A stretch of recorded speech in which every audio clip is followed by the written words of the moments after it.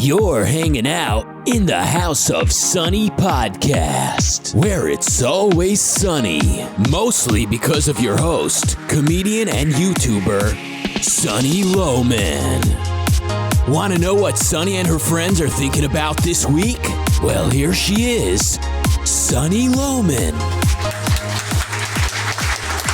Hello, everybody. Welcome to the House of Sunny podcast. Doug and I have just been doing our podcast for half an hour when we discovered I wasn't recording. So we're going to start over. It probably won't be as good, or it will be better. I don't know which.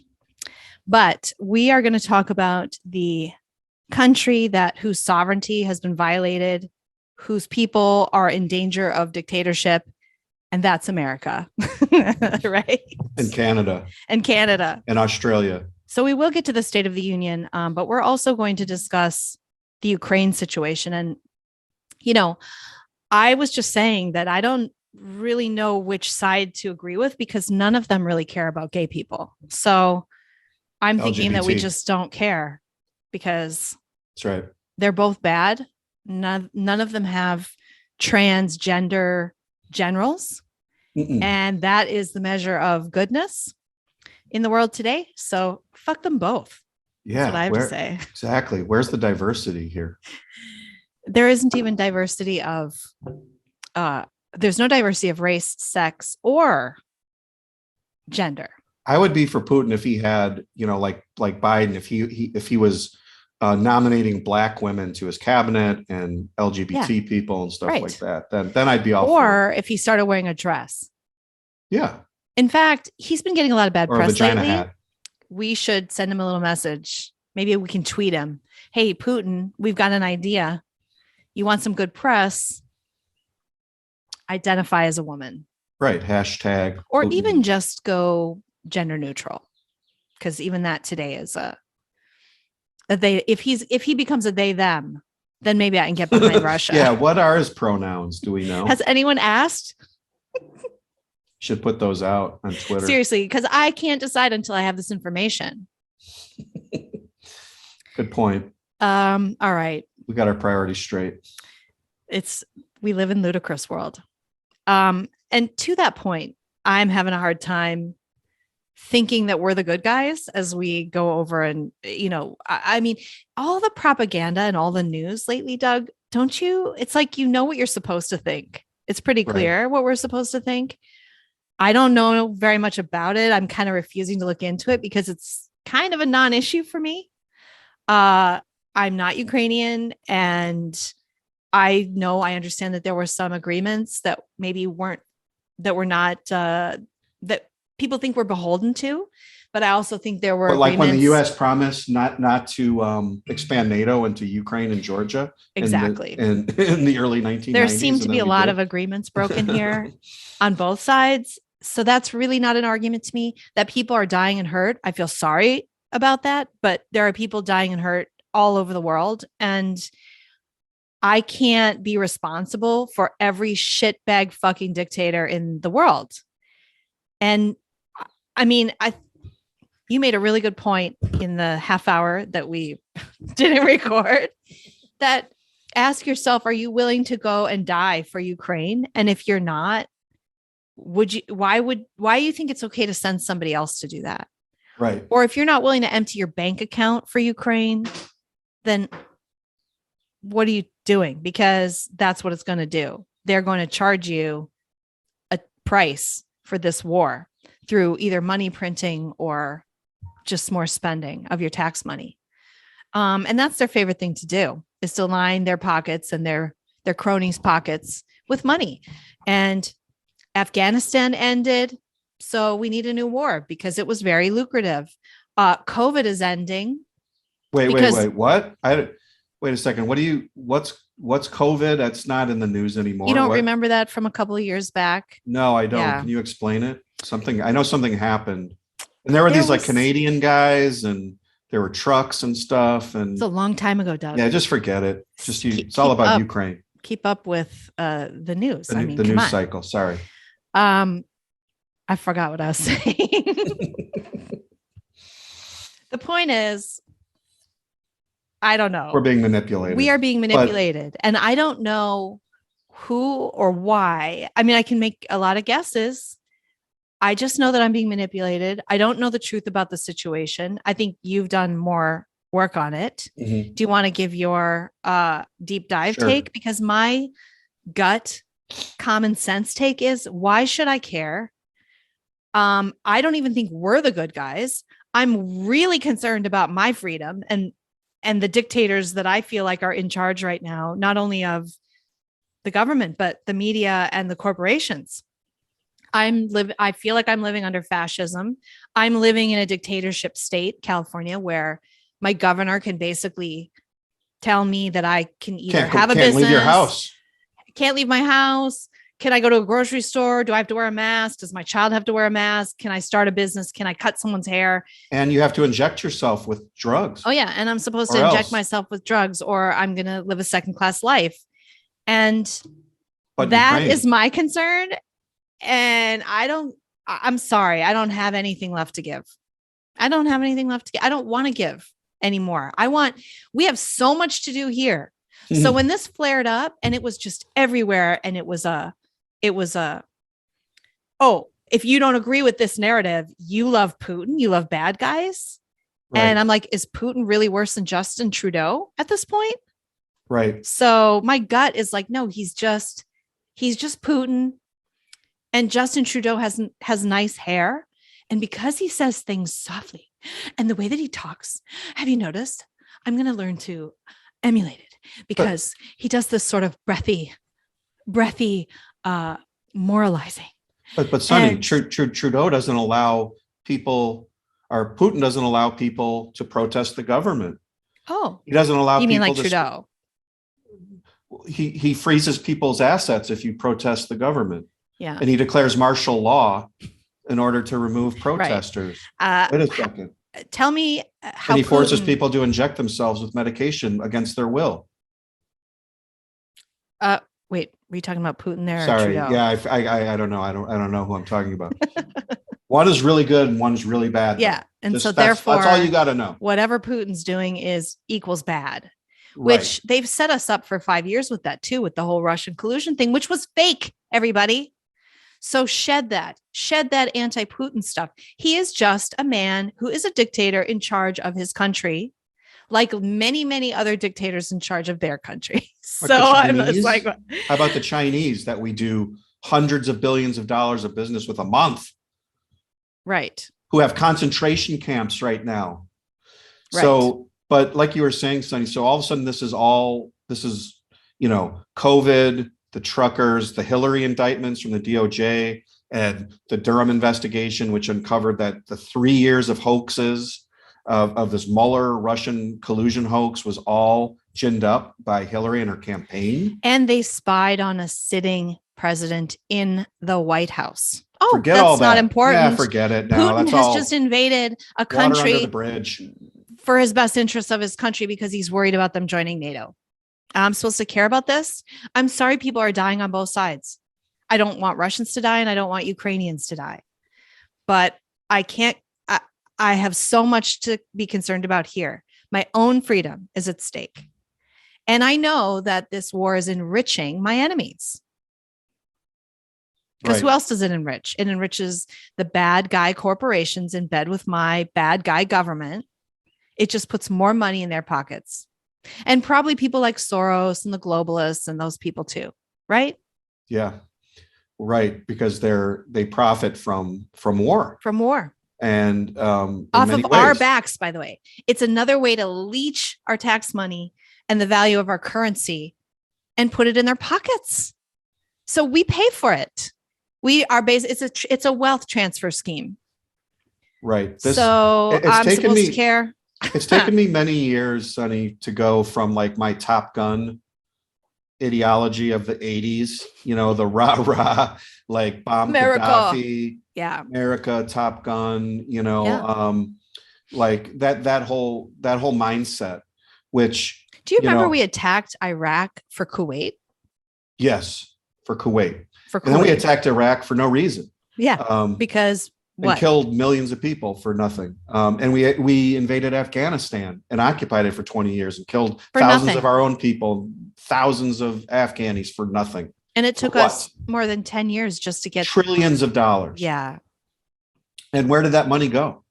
Who's got that money now? The globalists and the elites. So my deep dive take was, and I'll try and keep this short, but during our founding, Jefferson famously said, peace, commerce, and honest friendship with all nations, entangling alliances with none. And that was the credo of the founding generation was, don't get involved with these crazy. That's why we're in America. That's why we came here, to get away from all that crazy shit.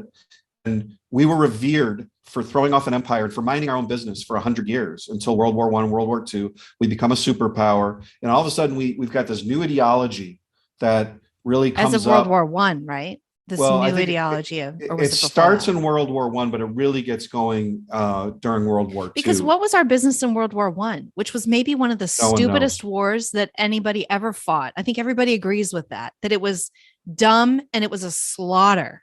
Right. It was such a waste on all sides over nothing.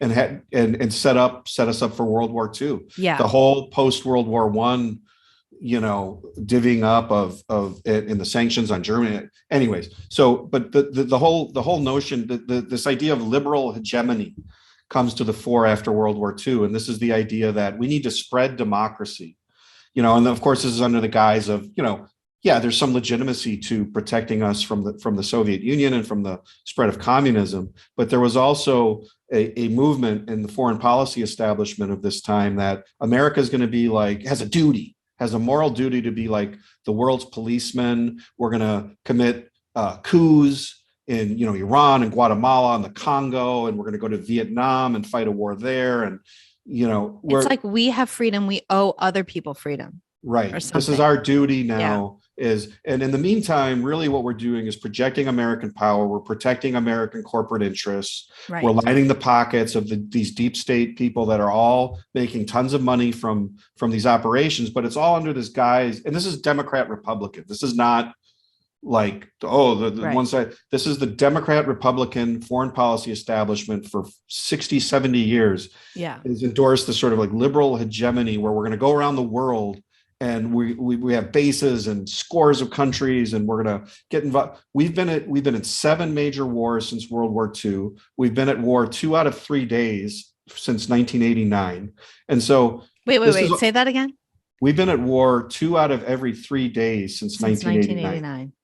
When you think about Kosovo and Iraq and the Iraq War and then Afghanistan and so on and so forth, keep going through all. We've had a military empire now since the end of World War II. And we don't think of it that way because we're the good guys and we're going to go in and spread democracy.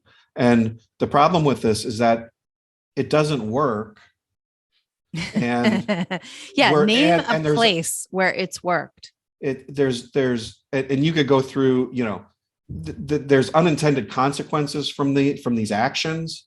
From getting involved in trying to democratize places that don't want to be democratized and that resent anyone from coming into their country and violating their own sovereignty. And there's, of course, Vietnam, right?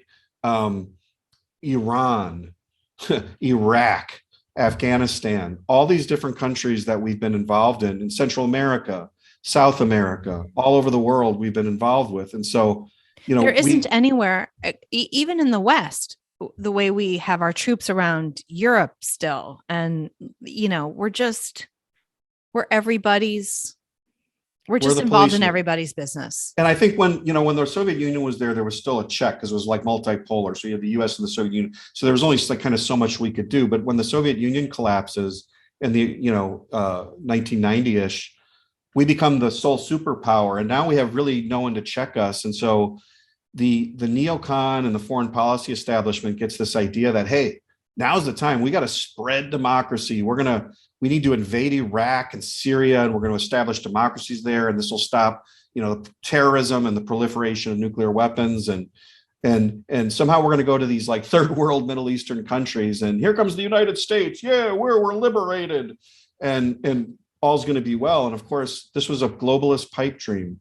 And when you see this kind of like, and this is what Trump, I think, was really pushing back against. And this is the reason why he was so opposed by the DC establishment, the corporate media, and all these people there that was a profit clip from circulating this. of him talking to, I don't know who he was talking to, but he was saying, this makes no sense that you're doing this pipeline with Putin when we're paying for your defense against Putin.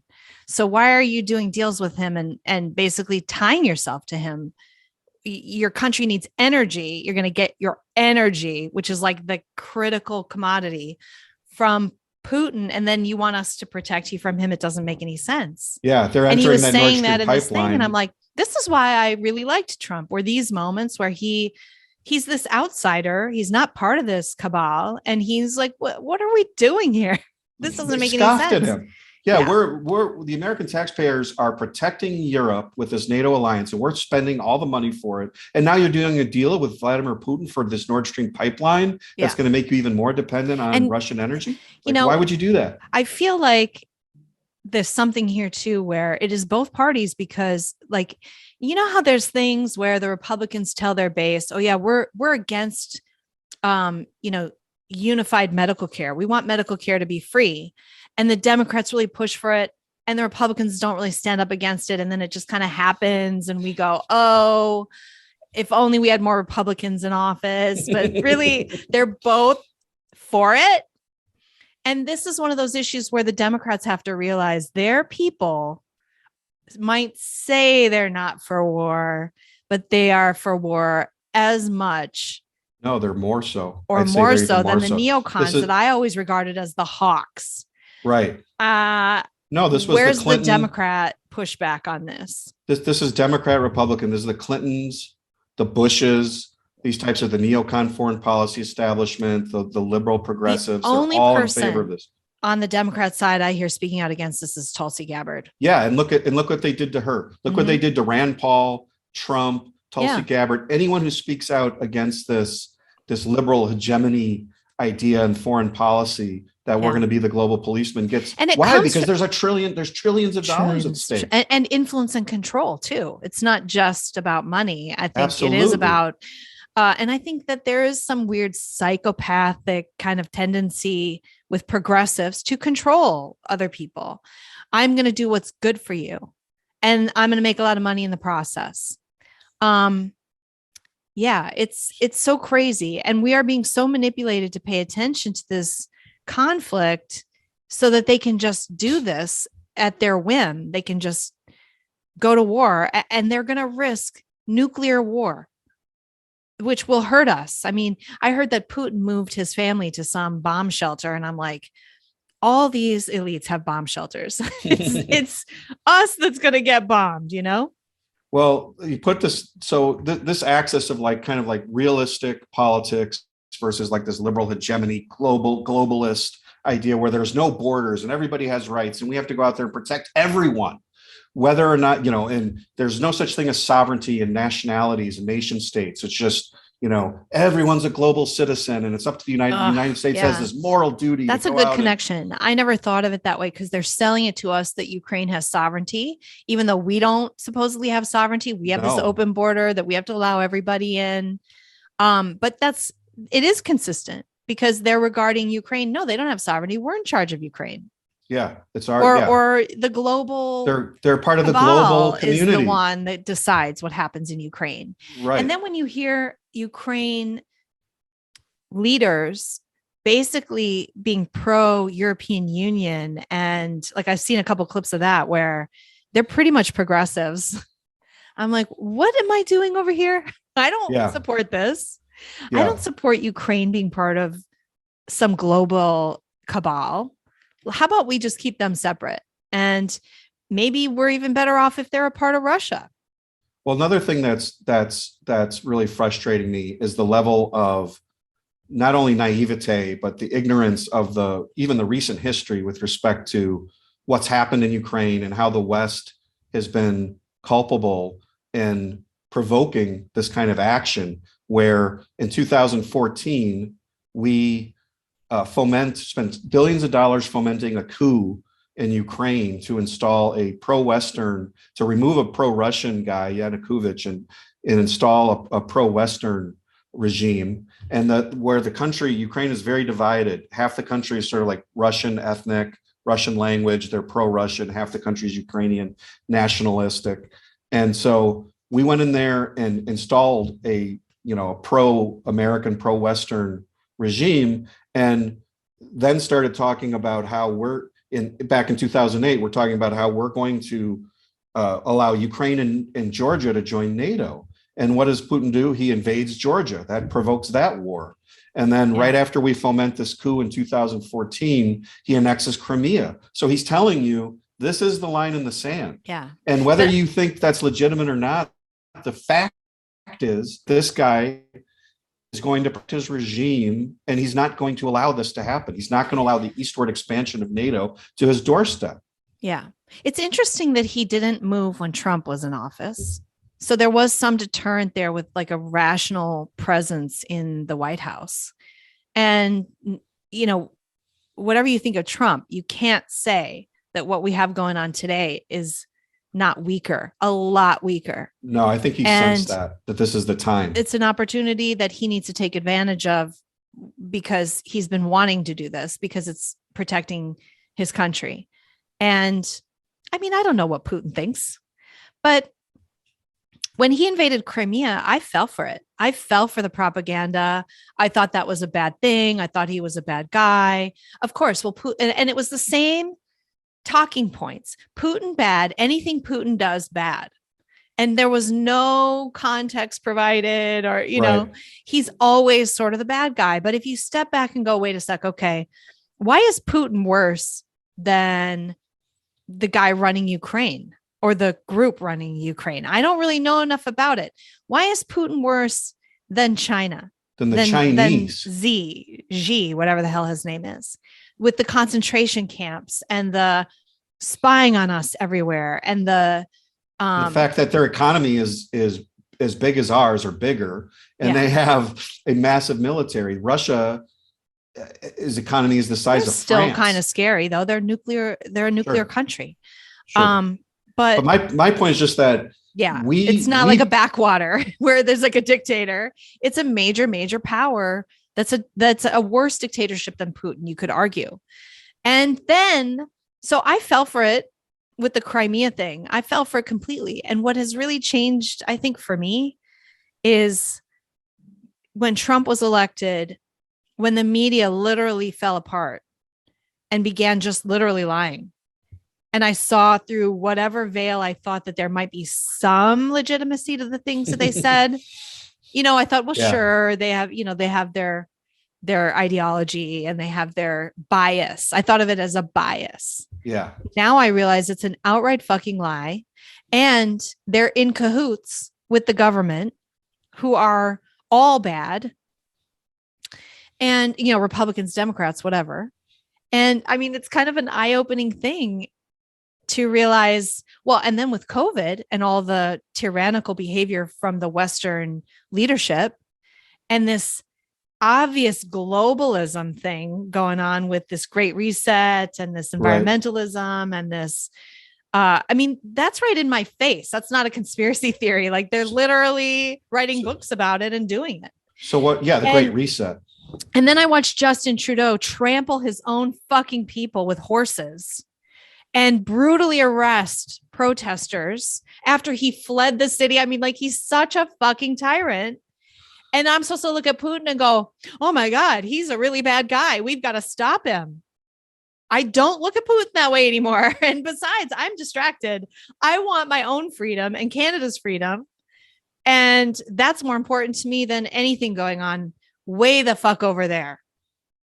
Right. So I'm just, this whole thing is what's amazing to me is after the last 2 years or 5 years, really, I mean, anyone who watched Russiagate propaganda, the brutal lies, and if you don't see this, you are, pro-Russia. Yeah, you don't believe in the P tape. This, or if you don't like BLM, you're racist. If you don't want cities burned to the ground by communists, you're a racist. All the just nasty, like, literal psyops over the last couple of years. in the midst of totalitarian behavior by our own leaders on both sides of the aisle, with a few exceptions. And now we're supposed to sweep and that now all aside. I'm supposed to go, oh, Ukraine matters. Oh, geez, those poor people in Ukraine who don't have freedom and don't have border security and who are at the mercy of a dictator, maybe. What? I'm sorry for them. I'm more sorry for me and my child. And, to summarize, like, politically, what we're saying is, like, the real division is the sort of like one world, globalist, open borders, citizen of the world, one world government run from Belgium or the Netherlands, and versus those that believe in decentralization, local control, smaller decentralized states. We would be so better off if all the leaders in Europe, if there was no European Union, if they were all independent, if they all had leaders that were vying and having to convince people and having to compete and protect themselves and protect their people, we would be better off with 30 Putins out there than what we've got going on in the European Union and in this country. Yeah, this like nebulous organization of apparatchiks that they're not accountable to anybody. They're not accountable at all. They're creepy as fuck. And they're right in our face, honestly, telling us what they want for us. Communism with them in charge. And probably a lot of us dead to make it easier to manage, I guess. Especially the ones who might not, I'm sure they're going to keep a record of who did and did not get vaccinated, because anyone who didn't get vaccinated is obviously a rebel, right? Okay. So on that note, let's pivot to the State of the Union. And before we talk about the substance of it, which, did you watch it, by the way?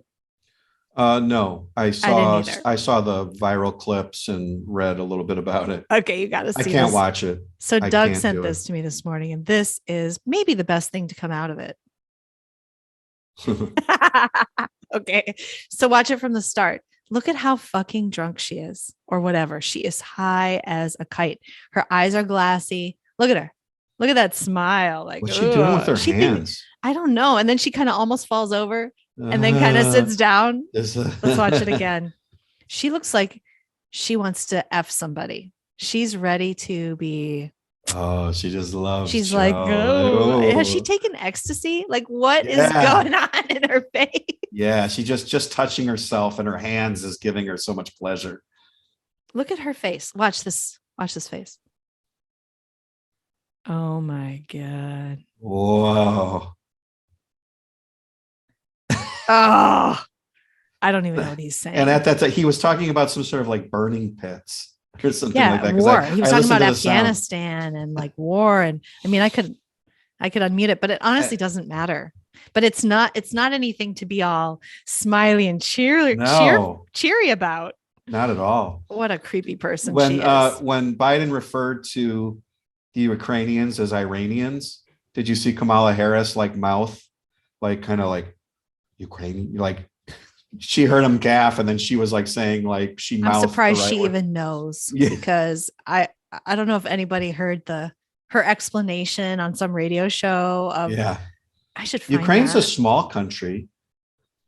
And there's a bigger country. Can play it. I'll play it. Oh, you got it? Yeah, okay. Hold on. I got it.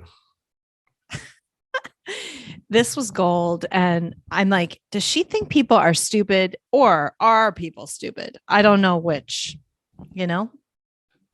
See if you can hear this. So far, no. Ukraine is a country in Europe. It exists next to another country called Russia. Russia is a bigger country. Russia is a powerful country. Russia decided to invade a smaller country called Ukraine. So basically, that's wrong. Ooh, that's deep. That's deep. That's legitimate. Ukraine exists next to another country called Russia. This is literally for like a first grader. Yeah. Yep. And it's not even true. Just because of size, that's how you judge the morality of an action. That's not even true. It's very leftist, isn't it? Powerful versus unpowerful. Oh yeah, that's a good point. It's the whole power plus privilege. Except in that case, aren't we the worst? Aren't we the most bad guy? Which is true, and why they hate us, and why they're trying to take us down. That's why they side with, Islam. Yeah. They don't care about rights; they care about power. Yeah, which is amazing. So, did you by any chance catch? I'm going to say his name wrong. The Najid on Joe Rogan's podcast, that British Muslim guy who used to be a hardcore radical Muslim jihadi, who then left. He's been around for a long time, but when he was younger, he had kind of a revelation about it, and he's still a Muslim, but he's like a reformed Muslim. And he talks a lot about Najid. I'm going to get his name right, because this is really a must-watch podcast. He is very, very smart about, is that your mic doing that? I'm not sure if it's me or you. No, I don't know. So, okay. Majid Nawaz. Maajid Nawaz. He was on Joe Rogan's podcast, and he's really informed and smart about geopolitics, and also about psyops, and because he was trained in how to go into a country and take it down from within. And that's what he did in his 20s. And he was arrested in Egypt and tortured, and he was front lines jihadi. So like pro caliphate, not in the ISIS sense. He's like, we weren't killing people, we were doing it politically. So he talks for at length, setting up the situation that we're looking at. And then he says, and it's not shocking after he set it up, but he says, we are in the middle of a communist revolution. This is a revolution. And that's sort of chilling. And I think everybody should watch that. And after I watched that, then after the State of the Union, which I didn't watch, I watched Marjorie Taylor Greene, whom I like a lot. She is one of our toughest Congress people, and she is not afraid, and she's not part of this cabal at all. She is definitely, I think, an honest politician, and at least for now. But she is very, very tough. She's been out there her main issue lately has been freeing the January 6th prisoners, things like that. She's always kind of fringe. And when she was elected, people really tried to discredit her for being a Trumper and a conspiracy theorist and stuff. So she's edgy and fringy and speaks her mind. And even she is not going that far. So I guess, I'm watching her respond to the State of the Union and saying, here are the bad things going on. Inflation, blah, blah, blah. She goes down the list: masks, mandates, inflation, small businesses, what they've done, what their COVID policies have done, all of these details. And I'm sitting there going, why isn't she saying, these are communists, we have to fight the communists, we're at war with the communists, we're in a revolution situation here, this needs to be fought, and we need to defend our values, and we need to defend our freedom for our kids, and she's not saying that. And that's now where I'm at. I am beyond Marjorie Taylor Greene at this point in terms of my rhetoric would be. And I was kind of disappointed that she wasn't saying that, because that's where we need to be. We need to be most Americans are too. Yeah, I think so too. Roaded anti-communism here. I mean, we're in the midst of a cultural revolution. I'm listening to her and I'm like, she's out of touch. She's a little out of touch. My way in touch firebrand congressperson is getting out of touch. What we need in Congress and in leadership are people talking about this revolution, naming it, saying we need to fight it with everything we have, period. And she wasn't saying that. Mm-hmm. So I was a little disappointed that the probably most extreme, most radical, if I can use that word, response to Joe Biden's State of the Union was good, but not at all what is needed. And we're still not acknowledging what we need to acknowledge in this country, you know? Yeah. Yeah. In moral terms, that, Yeah. we're on the precipice here of a very dark situation where we've got. Ideologically, they're communists. Absolutely. I mean, they are against free speech. I don't care if you could argue and litigate if it's a private platform or whatever. They are morally for suppressing and silencing people that disagree with them. That's what they want to do. That's what they are trying to do.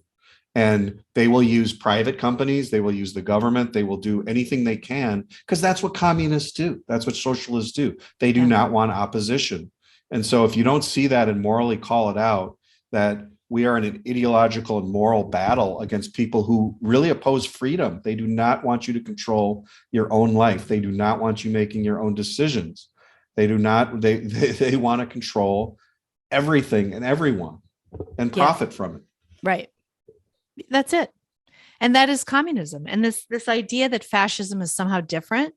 I mean, I feel like, okay, maybe it was 100 years ago, but today communists are in bed with companies. And if that's the definition of fascism, I mean, I don't really see they're fascists, whatever. They're fascists. Yeah. I mean, fine, but they're we are in the middle of a revolution. They are trying to change our fundamental freedoms. They're trying to get rid of them and impose their will on us. We're right there. I mean, how are we not there? We're there. I'm like waiting for people in leadership to be a little bit more outspoken, and they need to lead us because no, you're not seeing it. I don't think it's going to happen. It may not be ever happen at the federal level because even the Marjorie Taylor Greens she's controlled to some extent by her own leadership and the talking points that they want to put out there and the funding that she's going to get. And so this can only happen, I think, at the state level. I think it's got to come from the DeSantis's and people like that say slowly try and distance themselves from Washington and what's going on there. And it's too corrupt. It's too big. I agree. And the only way to tear it down, the big federal government, is if local people just stop complying and stop sending money and stop, that's really the only way. And I'm not saying break up the country. I just like, for example, when DeSantis says, no, I'm not going to send you my National Guard. Yeah. I'm just not going to do it. Cities, what are you going to do about it? That's the right way to fight this federal behemoth, is just to stop following them and just, no, you don't really have that right. I'm not doing it. Yeah. And that was what the founders thought was the ultimate pushback against federal tyranny was states nullifying federal law and just saying, no, we're not going to go along with this. Yeah. And it's got to happen again. I think that's why we're on the verge of another civil war, because one war was fought. The Civil War was fought over this issue of, what the states' rights were. And now we're going to have another one. That's interesting. Only now we're on the opposite side. Yeah. Well, now Americans. I mean, maybe they were back then. I don't know. No, I mean, yeah, that's a whole nother discussion about the causes of the Civil War. But no, I think we are firmly on the side of states' rights and state sovereignty. We need 50 sovereign states. In the same way, I want to see Europe be Italy and France and the UK. And I think that's a healthier, even though there were wars, how is this better? Where a people are just completely subjugated under an unaccountable communist elite called the European Union and this World Economic Forum creepy shit. And that has now stretched its tentacles over here. I mean, the social credit scoring. Look at Orwell's 1984. I mean, that's the template for what they're going for here. Yeah. And, that requires a large government and a large apparatus to control all these people. Right. And that's exactly what they're trying to do. And it's happening before our eyes. I think maybe if we come out of this in 10 or 20 years, we'll look back and say, holy shit, what was that? Yeah. I don't know. Like usually, I hope so. in our history, we've always had someone kind of come to the fore a little bit, and hopefully we will again. But we just need leadership. We just need really tough leadership, and a lot of it, I guess.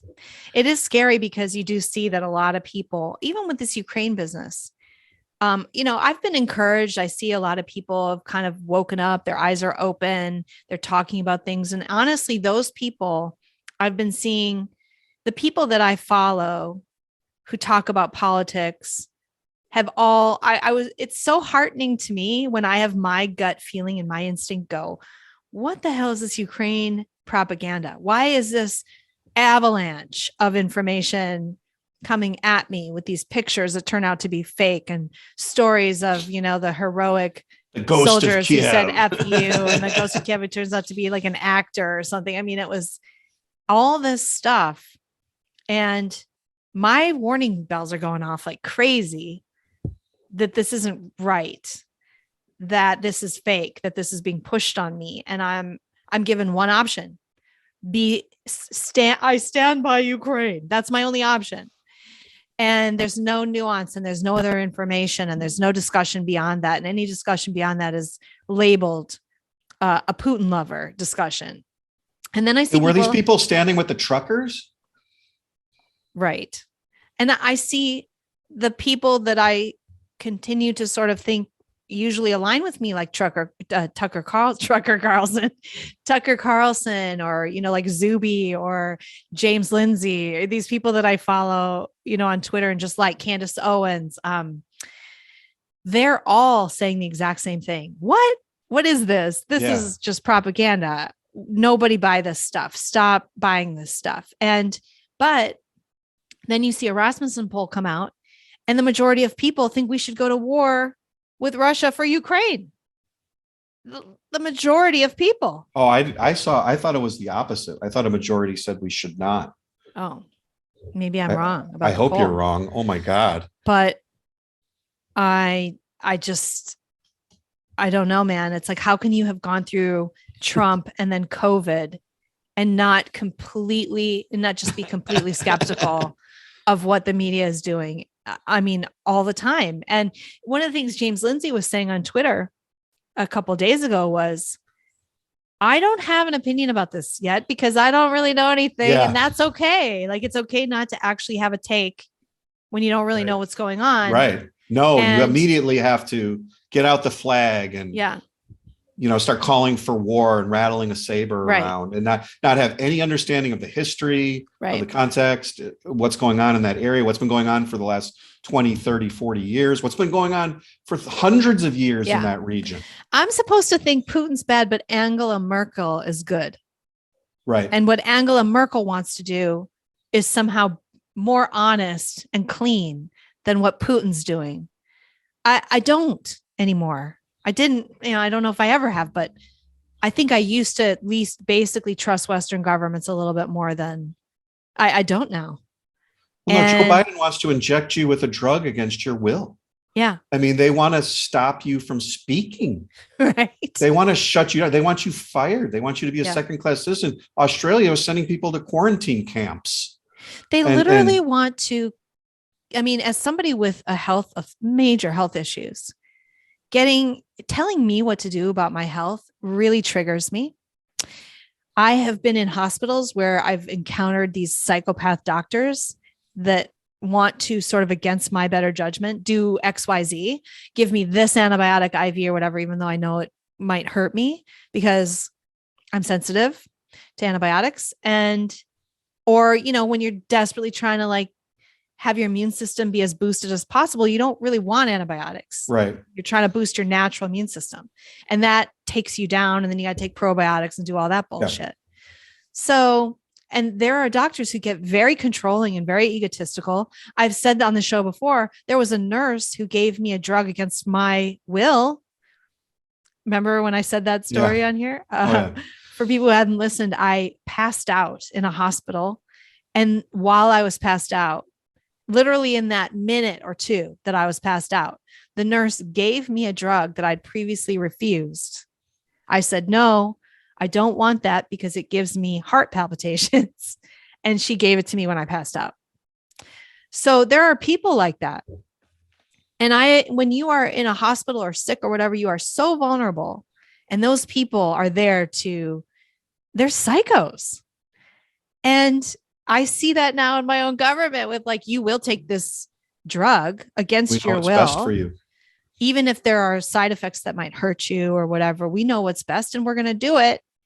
And I see the establishment and all this stuff just go along with it, which is exactly what happens in hospitals. And if you don't fight for yourself in those situations, they will just maybe make an error, a medical error, and kill you. And medical errors are the third leading cause of death. And that doesn't even count the ones that you can't prove. So it's like I have a front row seat of that stuff.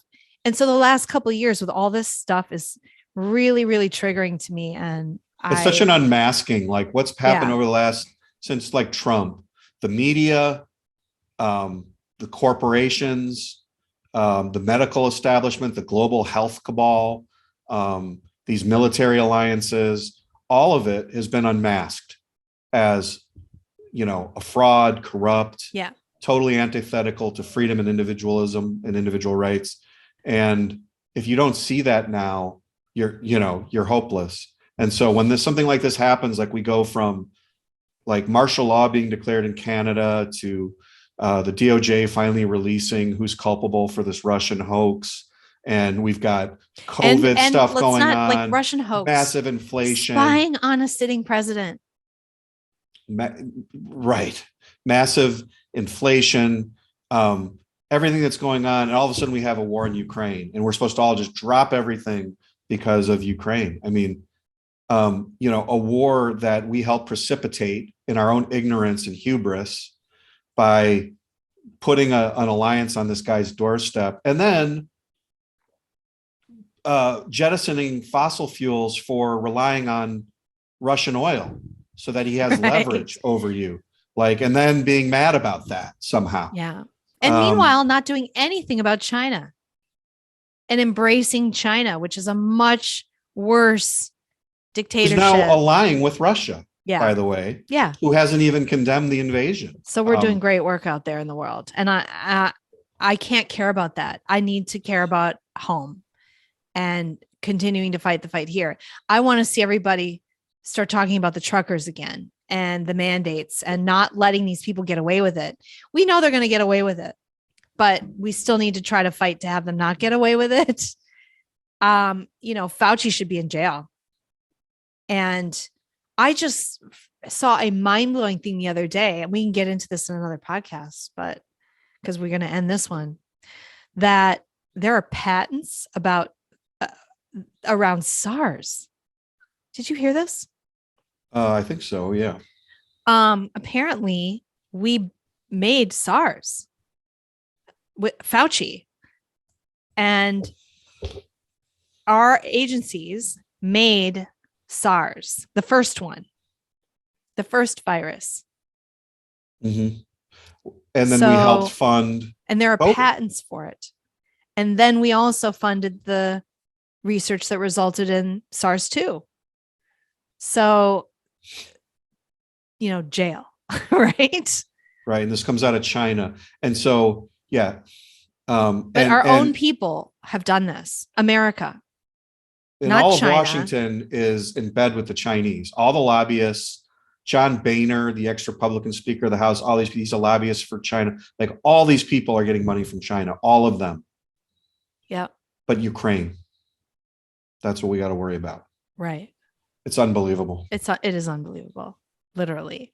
I am heartened by all the people I follow being exactly on that page. Yeah. No one's falling for this bullshit. There are people I've seen fall for it that I'm kind of confused by, but a lot of people have not and had the exact same knee-jerk reaction that I had. So, which I think is accurate. We should always be skeptical.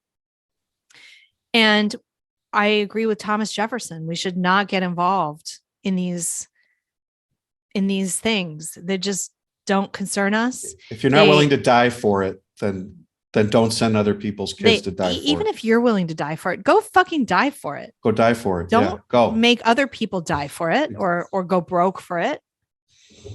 It's not our problem. And we need to get back to that foreign policy. You're an isolationist. Maybe I am, if that's what that means. Yeah. I don't want to have anything to do with these conflicts because there's always going to be this kind of thing. So, and I think we have sort of semi-created the problem. So let's not go and lord it over Putin. No, why don't we become independent? Why don't we drill for our own oil, not be dependent on the Middle East and Russia? Yeah, right. Why don't we make our own antibiotics in America instead of relying on Chinese manufacturing? I mean, these are the kinds of things that you would do if you truly, want to cut these people off. If you truly want to punish the dictators, don't rely on them for resources. Right. Right. So, and we're in the middle of a communist revolution, everybody. So. Oh yeah, there's that. Oh yeah. All right. Well, that's it for our show today. And the show is going to go on a month hiatus starting mid-March, but I think maybe we can squeeze one more episode in next week. Doug and I actually did record an episode a couple weeks ago, but we both decided to scrap it, which we don't do very often. And so you must realize that it was really bad because I'm like, no, we're going to release it. I don't care if it's not, that good. I'm like I record this thing. I think of it as a live radio show. If I screw up, like that could happen live on the radio. But this one was so bad. I was so unprepared and I just sucked. I sucked so bad that within the first 5 seconds, I pissed Doug off. And he stopped talking. And then it's hard to do. Yeah. Well, maybe not, but you usually recover. But I think then I just babbled about nothing for 20 minutes. It was horrible. It was just the worst. So we scrapped it. We both agreed. That's a lost episode though. Someday maybe we'll release that episode. Maybe I shouldn't delete it. Don't. Yeah. The lost episodes. The last episode where Sunny makes a fool of herself. Yeah, like when they have a director's cut, you watch it and you're like, well, now I see why they cut this from the movie. It's like this was really a bad scene. Yeah, yeah. No, this was this was a cringy episode, and apparently I have a line where we have to do better than that, or our bar is very low, by the way. We all know that. It is, but it is there. There is we even violated that bar. Yeah. Yeah. All right. Thanks for joining us, and we'll talk to you next week, everybody. Called the House of Sunny. It's filled with satire and fun.